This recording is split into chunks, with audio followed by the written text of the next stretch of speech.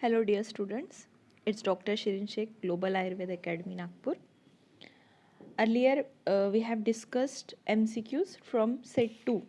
Okay, we have discussed around 150 आपके YouTube channel पे already आ गए होंगे, मतलब हमारे ग्लोबल वाले जो YouTube का चैनल है उस पर ऑलरेडी आ चुके हैं, आप देख चुके होंगे.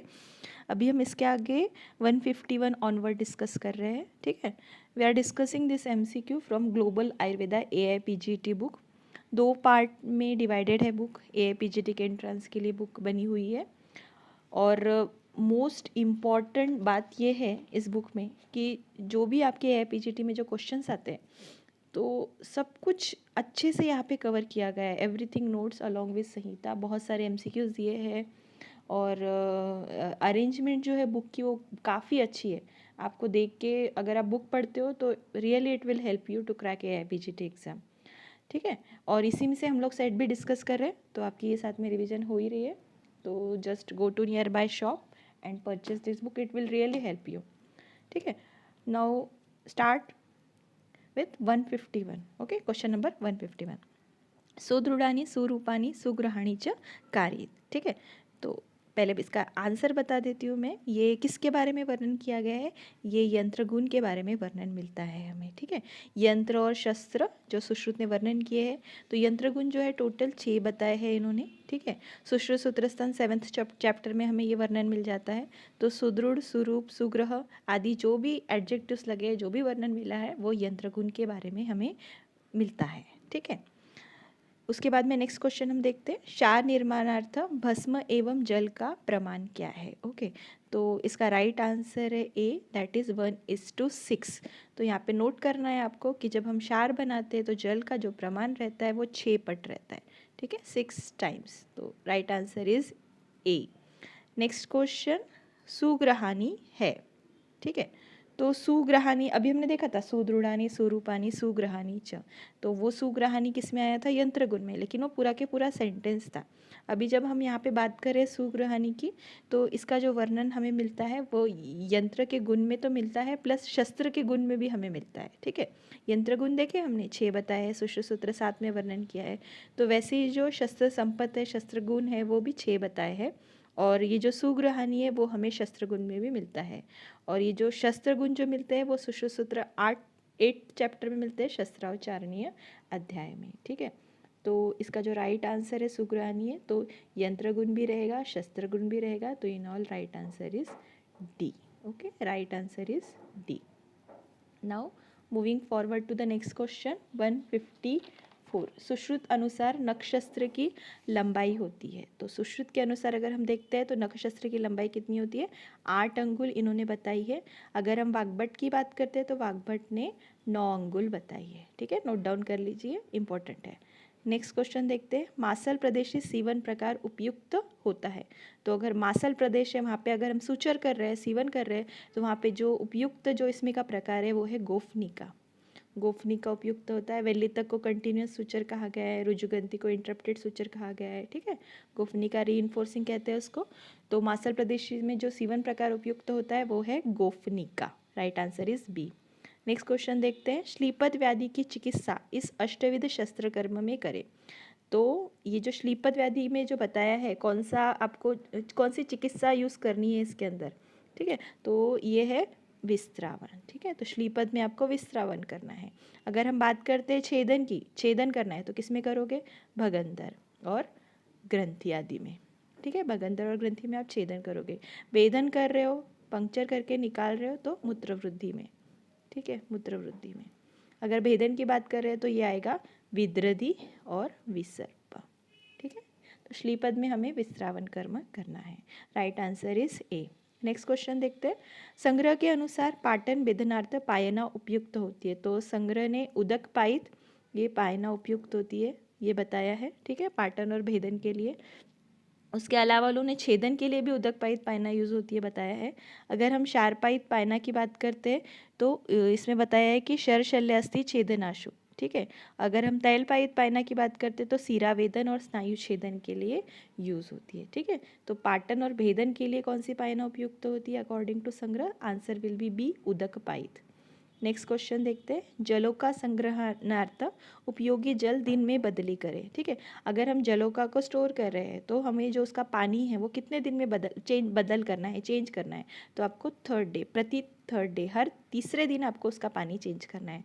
अगर हम बात करते हैं उसके घट की, तो घट को आपको प्रति 7 दिन पश्चात चेंज करना है। ठीक है, तो पानी तीसरे दिन और घट 7वें दिन। ठीक है, नेक्स्ट क्वेश्चन 159, वाग्भट के अनुसार त्वकगत रक्तदुष्टि होने पर इस यंत्र से रक्तमोशन करें। तो वाग्भट इन्होंने क्या बताया है कि अगर त्वकगत रक्तदुष्टि होती है तो आपको कौन से यंत्र से रक्तमोशन करना है? घटी से, याद रख लीजिए।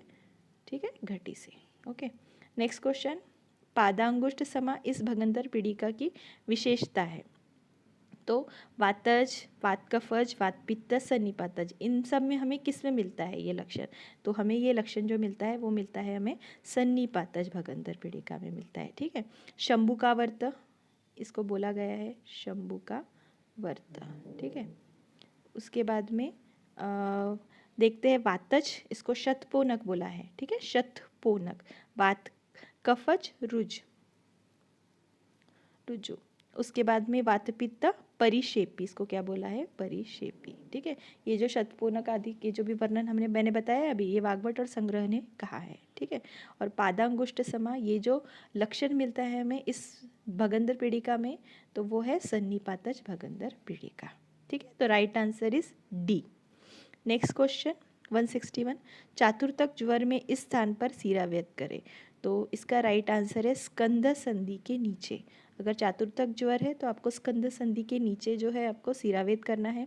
ठीक है, अंश मध्य कहा करोगे आप, अगर आपको बाहु शोष है, ओके, बाहु या अवबाहु, तो क्लियर है, जब हम शोल्डर की बात कर रहे हैं तो ये अवबाहुक तो उसी का व्याधि है और बाहु भी उसके पास आता है। तो बाहुशोष और अवबाहुक में अंश मध्य पे सिरावेद करना है आपको। ठीक है, इंद्रबस्ती के नीचे 2 अंगुल, इसमें अपची आता है।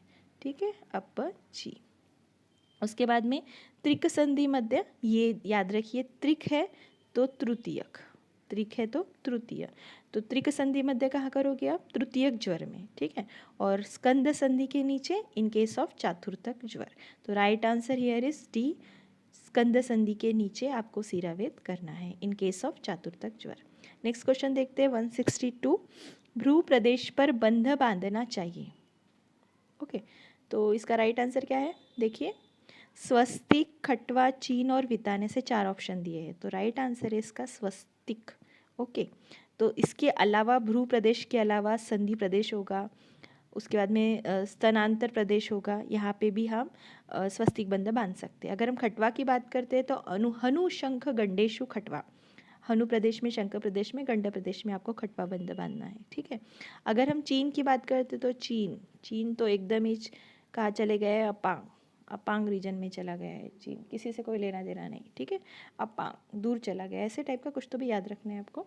तो अपांग जो है यहाँ पे आपको बंद बांधना है तो आप चीन बंद बांधोगे। वितान की बात करते हैं तो मुर्धा। ठीक है, मुर्धा, आपके सिर पर, मुर्धा पर आप कौन सा बंद बांधोगे? वितान। ठीक है, ऐसा जो वितान मतलब जो एक तानाशाही वाले जो लोग रहते हैं पहले के ज़माने में, अगर रहते थे तो वो कैसे एकदम सर उठा के चलते थे, तो उस टाइप का सर बोल के, वितान बोल के मुर्दा आपको ध्यान में रखना है। नेक्स्ट क्वेश्चन, व्रण की इस अवस्था में उपनाह उपक्रम करना चाहिए। तो यहाँ पे राइट आंसर आता है आपका, अगर ऐसा क्वेश्चन आता है तो पश्चिमाना अवस्था। ठीक है, नेक्स्ट क्वेश्चन, नाना प्रकार वेदना रात्रो प्रादुर्भवंती संधि मुक्त का विशेष लक्षण है। ठीक है, तो इसका राइट आंसर क्या आएगा? उत्प्लिष्ट। उत्प्लिष्ट इज द राइट आंसर, यानी डिसलोकेशन। ठीक है, डिसलोकेशन। इसके अंदर क्या होता है आपको उत्प्लिष्ट में? संधि उभयत शोफो वेदना प्रादुर्भाव, और आगे नाना प्रकार वेदना रात्रो प्रादुर्भावंती, ये जो लक्षण हमें मिलता है वो उत्प्लिष्ट में संधि मुक्त जो प्रकार है उसमें मिलता है। ठीक है, नेक्स्ट, षड्विध व्रण परीक्षा इस आचार्य का अवदान है। Right answer is Sushruta B. Next question, all the following inhibit gastric secretion except, so cholecystokinin is the right answer, it doesn't inhibit the gastric secretion. Next question, we'll move forward. 167 the most common cause of intestinal obstruction. ठीक है, large bowl जो obstruction होता है उसमें वैसे colorectal cancer रहता है most common cause, तो यहाँ पे आएगा कार्सिनोमा। ठीक है, इसके अलावा एडेजन वगैरह भी एक इम्पॉर्टेंट कॉज रहता है for intestinal obstruction. Next, most common type of urinary stone is, the most common type of urinary stone is calcium oxalate. ये कैसे रहते हैं? शार्प प्रोजेक्शंस के साथ रहते हैं, शार्प प्रोजेक्शंस। ठीक है, अगर हम बात करते हैं कैल्शियम फॉस्फेट की, तो ये कैसे रहते हैं? स्मूथ रहते हैं, स्मूथ रहते हैं, राउंड रहते हैं। ठीक है, स्मूथ एंड राउंड। अगर हम यूरिक एसिड की बात करते हैं तो येलो कलर के रहते हैं, मल्टीपल जैसे रहते हैं और स्मॉल साइज में रहते हैं। ठीक है, ये सब ऑप्शंस देखे हमने। तो कैल्शियम ऑक्सैलेट जो है ये नॉर्मली पाया जाता है, commonest type of urinary stone है, तो right answer is here is A. Next question, risk factor for Venus thromboembolism is, so here all of these obesity, cigarette smoking, hyperlipidemia, all of these are the risk factor for venous thromboembolism. Varicocele is more common on these sides. तो वैरोकिसिल में क्या होता है? Dilatation of testicular vein, and in case of left side, मतलब left side का जो वैरोकोसिल होता है वो मोस्ट कॉमनली हमें जो है दिखाई देता है। ठीक है, तो राइट आंसर इज लेफ्ट, क्योंकि जो मेल की एनाटॉमी जो इस प्रकार होती है तो उसमें वैरिकोसिल अगर होता है तो लेफ्ट साइड में ज़्यादातर हमें कॉमनली दिखाई देता है, ना कि राइट साइड में। Right answer is B. Next question, इस बालगृह चिकित्सार्थ गौशाला में स्नान का वर्णन है। तो हमने पढ़े हैं, आपने भी पढ़े होगा, बालगृह का वर्णन दिया गया है बाल रोग में। ठीक है, इसके अंदर हमें अंधपुतना, शुष्क रेवती, मुखमंडिका, शकुनी, ये भी आपने पढ़ा होगा। मुखमंडिका ये जो है स्त्री प्रधान ग्रह है, और सुश्रुत और वाग्भट दोनों ने इनका वर्णन किया है, और इनकी चिकित्सा में बताया है कि गौशाला में स्नान करना है, मुखमंडिका। तो याद रखिए, गौशाला, मुखमंडिका। नेक्स्ट क्वेश्चन, केशलुंचन लक्षण बालगृह का विशेष लक्षण है। तो पहले मैं इसका राइट आंसर आपको बता देती हूँ। इसका राइट आंसर क्या है? स्कंदापस्मार। स्कंदापस्मार इज द राइट आंसर। केशलुंचन ये जो लक्षण हमें मिलता है ये स्कंदापस्मार में मिलता है, और ये संग्रहकार ने बताया है। ठीक है, अगर हम सुश्रुत की बात करते हैं तो इन्होंने टिपिकल जैसे अपस्मार में जो लक्षण मिलते हैं, एपिलिप्सी में जो लक्षण मिलते हैं, वैसे ही लक्षण बताए, जैसे कि नी संज्ञो भवती पुनर्भवेत संज्ञा, अचानक से क्या होता है? कॉन्शियसनेस लॉस हो जाता है और अगेन फिर रिगेन हो जाता है। ठीक है, उसके बाद में एक लक्षण बताया है कर चरणश्चैव नृत्यतीव। तो जैसे आपको एपिलेप्सी का अटैक आता है तो जैसे जो भी आप हाथ पैर की मूवमेंट करते हो तो इस टाइप से रिसेंबल होता है कि वो जो है क्या कर रहा है? नृत्य कर रहा है। तो अगेन ये सब लक्षण स्कंदापस्मार में मिलते हैं, ये सुश्रुत ने बताया है। और जो केश लुंचन ये जो वर्णन मिलता है स्कंदापस्मार में, ये हमको किसने बताया है? अष्टांग संग्रहकार ने बताया है। ओके, नेक्स्ट क्वेश्चन, शारंगधर शय्यामूत्र की दोष प्राधान्यता है। 173 नंबर का क्वेश्चन है ये, और इसका राइट आंसर है वात दोष। ठीक है, वात दोष प्राधान्य होने की वजह से शय्यामूत्र दिखाई देता है, और शारंगधर ने बताया है, ये वर्णन किया है कि शय्यामूत्र में वात दोष की प्रधानता रहती है। चिकित्सा में इसके अहिफेन और बिम्बीमूल का प्रयोग इन्होंने बताया है। ओके, अहिफेन एंड बिम्बीमूल क्वेश्चन आता है इस पे भी, अहिफेन किसकी चिकित्सा में यूज होता है? ठीक है, शय्यामूत्र। नेक्स्ट क्वेश्चन, श्लैष्मिक स्तन्य सेवन से बालक होता है स्वस्थ, बलवान, परिगर्भिक, बालशोष। तो राइट आंसर हियर इज बालशोष। ओके, नोट डाउन कर लीजिए। नेक्स्ट क्वेश्चन, इस व्याधि में धात्री और बालक दोनों को वमन देना चाहिए। बहुत इंपॉर्टेंट क्वेश्चन है, वेरी इंपॉर्टेंट, और ये व्याधि भी बहुत इंपॉर्टेंट है जिसके बारे में है, ये है शीराल्सक। शीराल्सक में आपको धात्री और बालक दोनों को वमन देना है। ठीक है, चिकित्सा में। और दूसरी बात, ये दूसरा क्वेश्चन जो इस पे आता है वो ये है कि शीराल्सक ये जो व्याधि है वो कौन से दूषित स्तन्य से होता है? अगर त्रिदोष दुष्टि वाला स्तन्य है तो उससे शीराल्सक ये व्याधि होता है, और in this case you have to give वमन टू बोथ धात्री एंड बालक। इंपॉर्टेंट व्याधि है ये, वैसे तो चारों भी इंपॉर्टेंट व्याधि है, फक, परिगर्भिक, कुकुनक, शीराल्सक। अभी हम यहाँ पे शीराल्सक की बात की है। नेक्स्ट क्वेश्चन, काश्यप अनुसार शरीर में अस्थि संख्या है 360। ठीक है, 360, सी इज द राइट आंसर। संग्रहकार अनुसार अक्षी निमिलनाथ लक्षण से बालक के वेदना का ज्ञान होता है। ठीक है। अक्षिणी मिलनाथ यानी बच्चा क्या करता है, बार बार अपनी आंखें लगा लेता है। ठीक है, ये संग्रहकार ने वर्णन किया है ये। तो ये क्यों होता है, अगर उसके मूर्धनी रुजा, अगर उसके मूर्धा में, सिर में अगर उसके वेदना हो रही है तो वो बार बार अपनी आंखें क्या करेगा, लगा लेगा।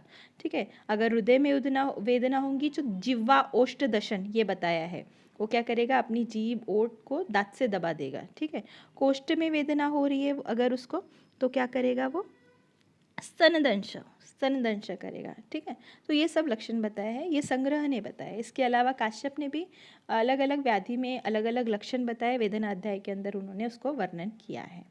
नेक्स्ट क्वेश्चन, बालक में नाभि समन्तात शोथ लक्षण से व्याधि का ज्ञान होता है। ऑप्शन में दिया है उतुंडिका, उदर रोग, पांडु और आना। ठीक है, तो नाभि के असमंत प्रदेश में अगर शोथ होता है तो ये व्याधि काश्यप ने वर्णन किया है इन केस ऑफ वेदना अध्याय। वेदना अध्याय चैप्टर में वर्णन किया है इन्होंने, और इसका करेक्ट आंसर है सी, पांडु। ठीक है, उन्होंने बोला है कि पांडु में नाभि समन्तात शोथ ये लक्षण मिलता है आपको, उसके साथ साथ श्वेत अक्षी नख वक्रता ये भी आपको लक्षण इसमें दिखाई देता है। Right answer is the C, पांडु। नेक्स्ट क्वेश्चन, बालक के लिए जीवनीय संशमनीय चूर्ण की मात्रा है, तो यहाँ पे आपका राइट आंसर क्या आता है, जीवनीय और संशमनीय द्विगुण प्रमाण। ठीक है, जब हम बात करते दीपनीय चूर्ण की तो यहाँ पे आएगा अग्र पर्वांगुली, यानी ये आ सकते हैं हस्तांगुली अग्र पर्वा। ठीक है, दीपनीय चूर्ण। जब हम वमन विरेचन चूर्ण की बात करते हैं तो दीपनीय चूर्ण से आधी मात्रा में आपको देना है। ठीक है, और जीवनीय संशमनीय चूर्ण कितना देना है, द्विगुण प्रमाण में आपको देना है। Right answer is B. Next question, Sushruta अनुसार क्षीरान्नाद बालक को इस मात्रा में औषधि देने का प्रावधान है, तो राइट आंसर इज बदरास्थि। बदरास्थि को कोलास्थि भी कहा गया है। ठीक है, इस प्रमाण में आपको देना है। ठीक है, अगर हम बात करते हैं अंगुली पर्व द्वय ग्रहण, तो क्षीरप, और कोल प्रमाण में अगर आपको देना है तो अन्नाद बालक को आपको ये मात्रा देनी है। ठीक है, तो यहाँ पे क्षीरान्नाद बालक को आप दोगे बदरास्थि यानी कि कोलास्थि, अन्नाद को कोल और क्षीरप को अंगुली पर्व द्वय ग्रहण। ठीक है, next question, child is capable to draw horizontal and vertical line at the age of 2 years. At the age of 2 years he is capable to draw horizontal and vertical lines. ठीक है, अगर हम बात करते हैं 1 साल की तो प्रिंसर ग्राफ्स जो है उसका मैच्योर हो जाता है। अगर हम बात करते हैं 3 साल की तो 3 साल में वो सर्कल बनाने लग जाता है। ठीक है, if you are talking about 4 years तो वो क्रॉस कॉपी करने लग जाता है। अगर हम 5 years की बात करते हैं तो वो ट्रायंगल कॉपी करने लग जाता है। ठीक है, तो जो हॉरिजॉन्टल और वर्टिकल लाइन है वो 2 साल में बच्चा जो है वो बनाने लग सकता है। Next question, in Apgar score R stand for, all of you know this answer. ठीक है, respiration is the right answer. Apgar score में A stand for appearance, P for pulse, G for grimace, A for activity and R for respiration, respiratory effort. तो यहाँ पे right answer है C. Next 183 number question, placing reflex is appear at the age of, since birth it is present. Okay, placing reflex, since birth this reflex is present. next question, incubation period of hepatitis B बहुत important है, सभी disease की most of the आपको incubation period याद रखने हैं। List दी है, book में भी दी है, 50 से 150, 50 to 150 days is the right answer. ठीक है, next question, this vaccine given at 10th week after birth, तो आपको पता है कौन सा देते हैं 10th वीक में, डीपीटी भी देते हैं हम और हम ओपीवी भी देते हैं। ठीक है, अगर हम डीपीटी की बात करते हैं तो हम ये देते हैं 6, 10th और 14th वीक में। ठीक है, अगर हम ओपीवी की बात करते हैं तो 0, 6, 10th, 14th यानी at the time of birth भी दिया जाता है। ठीक है, तो यहाँ पे राइट आंसर रहेगा डी। अगर हम एमएमआर की बात करते हैं तो अभी हम ये 9 मंथ में देते हैं। ठीक है, नेक्स्ट क्वेश्चन, आचार्य शारंगधर ने प्रवाहिका व्याधि के भेद बताए हैं 4, इन्होंने 4 भेद बताए हैं। 4 इज द राइट आंसर। जायन्य इस व्याधि का पर्याय है, तो ये राजयक्ष्मा इज द राइट आंसर। ऐसे कैसे याद रखना है इसको आपको। ठीक है, राजयक्ष्मा is the right answer. Next question, इस आचार्य को बालिक भिक्षक कहते हैं, तो ये right answer is D, Kankayana. Next, Sushruta अनुसार क्रूर कोष्ठ के लिए कारणीभूत दोष है, इंपॉर्टेंट है ये, आपको पता है क्रूर कोष्ठ, मृदु कोष्ठ, मध्यम कोष्ठ। ठीक है, वात बोल के आपको याद रहता ही है, लेकिन क्रूर कोष्ठ में सुश्रुत ने वात कफ बताया है, ये आपको याद रखना, ये टिपिकल क्वेश्चन यहाँ पे इम्पॉर्टेंट है। नेक्स्ट, सुश्रुत के अनुसार प्राण संख्या द्वात, तो यहाँ पे है सुश्रुत के अनुसार प्राण संख्या की अगर हम बात करते हैं तो राइट आंसर इज 12। द्वादश जो है प्राण संख्या सुश्रुत ने वर्णन किया है, ठीक है। 12 is the right answer, okay 12। Next question, दोषानुसार वात दोष का अनुपान है तुषोदक। ऋतु अनुसार हेमंत ऋतु में विरेचनार्थ उपयोगी अनुपान है, यहाँ पे है आपका राइट आंसर उष्णोदक, ठीक है। उष्णोदक हेमंत ऋतु में विरेचनार्थ उपयोगी है, अनुपान है उष्णोदक। नेक्स्ट 193, कर्णशूल में कर्णपूर्णार्थ उपयोगी मूत्र है, यहाँ पे है आपका राइट आंसर अजा मूत्र, ठीक है। जहाँ पे हमको लग रहा है कि हमें टाइम देना है हम टाइम दे रहे हैं, जहाँ पे हमको देखना है कि वन लाइनर है आपको याद करना है तो हम वो आपको बता रहे हैं कि ये आपको ऐसे याद रख लेना है। वह 60 वर्ष वातजकास के रुग्ण के लिए लाभकारी दुग्ध हो सकता है, सुश्रुत का वर्णन आविक दूध, ठीक है। Right answer is A.